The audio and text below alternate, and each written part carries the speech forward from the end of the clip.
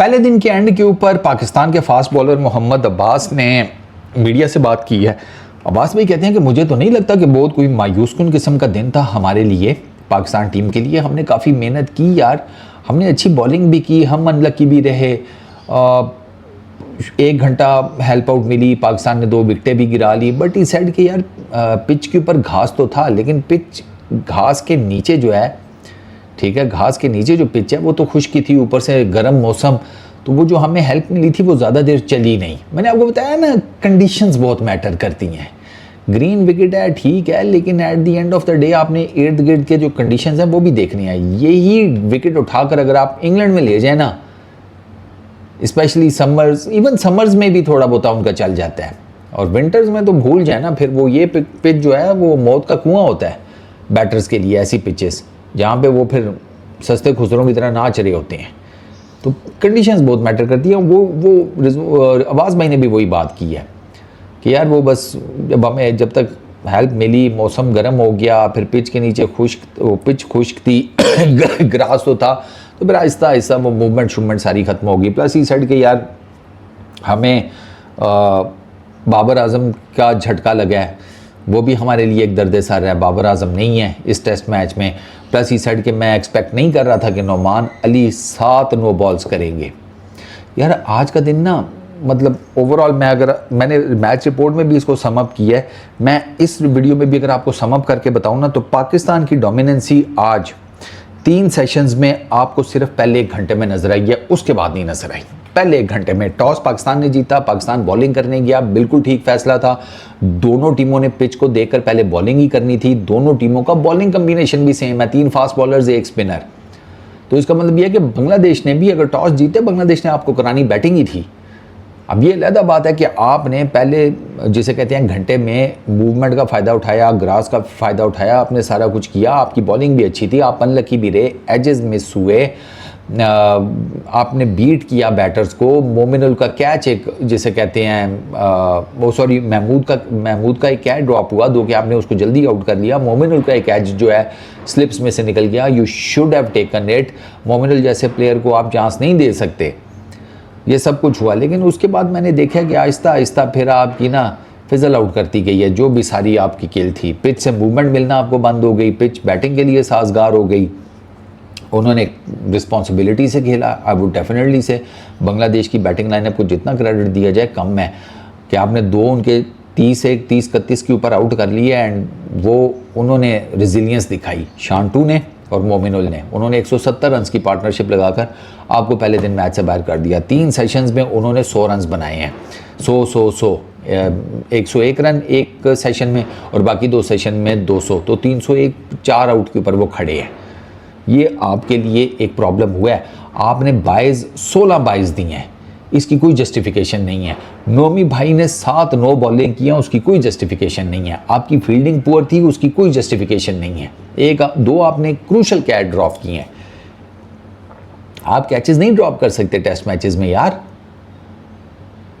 दूसरा, इस किस्म की पिचेस पर, इस किस्म की कंडीशंस में, सब कॉन्टिनेंट में आप टेस्ट मैच उन बॉलर्स के साथ नहीं जीत सकते कि जिनमें से एक का आज average pace 123 kilometre per hour था, बाकी 2 के 130 और 131 किलोमीटर पर आवर थे। You are medium pacers, you are not fast bowlers. Fast bowler Nahid Rana है, वो अभी बॉलिंग करेगा, आप उसकी पेस देख लेना। इसी पिच से जिस पे वो बड़े, मतलब उन्होंने ठीक बैटिंग की है ना, इसी पिच के ऊपर आप देखिएगा आपके बैटर्स को वो नचाएगा। For the very first time in your history आप 7 लेफ्ट हैंडर्स के साथ टेस्ट मैच खेल रहे हैं, अल्लाह खैर ही रखे। 7 खब्बे हैं आपकी बैटिंग लाइनअप में, 7 खब्बे। तो आई डोंट नो अब क्या बनेगा। I have absolutely no idea. मतलब नाहिद अगर इस तरफ से आया तो वो नेचुरली गेंद को अंदर लेकर आएगा, और हमारे बैटर्स जो हैं वो जो गेंद अंदर आता है ना, बेशक वो लेफ्ट हैंडर्स हैं, राइट हैंडर्स हैं, वो उस गेंद पर फंसते हैं हमारे बैटर्स। अब्दुल्ला शफीक उन्हीं गेंदों के ऊपर बोल्ड होता है, वरना उसको कहीं भी करा दो गेंद, वो ऐसी शॉट मारता है बंदा वाह वाह कर उठता है। बाबर आजम अंदर आती भी गेंद के ऊपर फंसते हैं।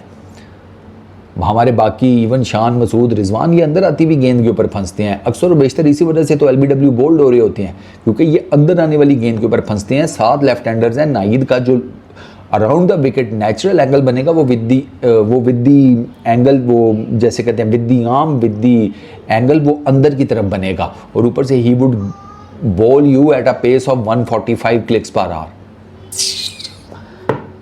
आई हैव नो आइडिया क्या बनेगा। पहला 1 घंटा पाकिस्तान का था, उसके बाद नहीं था। अब्बास भाई की अपनी वो जिसे कहते हैं थॉट प्रोसेस है, मेरा अपना है। मुझे नहीं लगता कि पहले 1 घंटे के बाद हम टेस्ट मैच में थे। हमें अपने कैचेस पकड़ने चाहिए थे, विकेट के ऊपर कोई स्पिन भी नहीं है, तो नोमी भाई भी जिसे कहते हैं ना फारग हो गए। और प्लस मुझे ये लगता है कि आपको खुरम को खिलाना चाहिए था। आप हसन अली को खिला रहे हैं जिसकी 6 इनिंग्स में पीछे 1 विकेट है, 10 इनिंग्स में 3 के 4 विकेट्स हैं। आप उस बॉलर को खिला रहे हैं यार, आप खुरम शहजाद को खिला लें। रिवर्स, ये सारे इस चक्कर में थे कि गेंद जब पुराना होगा रिवर्स ऐसे थोड़ी होता है। रिवर्स के लिए अगर आपने गेंद बनाया तो कंडीशंस भी तो होनी चाहिए। जिस ग्राउंड के दोनों स्क्वायर इतने लश ग्रीन है वहाँ पे क्या रिवर्स होगा? और वो आपने देख लिया, रिवर्स नहीं हुआ, नहीं होगा भाई। रिवर्स के लिए सिर्फ बॉल का बनना ज़रूरी नहीं होता, कंडीशंस भी चाहिए होती हैं। खुश्क चाहिए होता है, पिच, स्क्वायर्स, वो पाकिस्तान में चल जाता है, बांग्लादेश में नहीं था। तो मायूस को नहीं था यार आज का दिन, टू बी वेरी ऑनेस्ट। मतलब 1 घंटे के बाद हम टेस्ट मैच के पहले दिन से बाहर हो गए, तो फिर आई डोंट नो, ठीक है की होगी मेहनत, वो मेहनत मुझे इन टर्म्स ऑफ लाइन और लेंथ तो नहीं नज़र आई। शाहीन की बॉलिंग देख लें, सेकंड स्पेल से ऑनवर्ड्स 0। हसन अली का थोड़ा बहुत गेंद मूव हो रहा था, उससे कंट्रोल ही नहीं हो रहा था।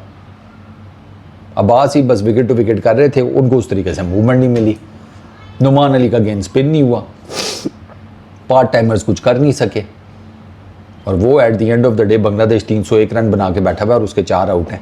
अभी उनका एक बैटर जो है वो सेटल खेल रहा है 48 के ऊपर, दूसरा भी आया है। आई डोंट नो फिर क्या है, आप लोग बेहतर जानते हो यार।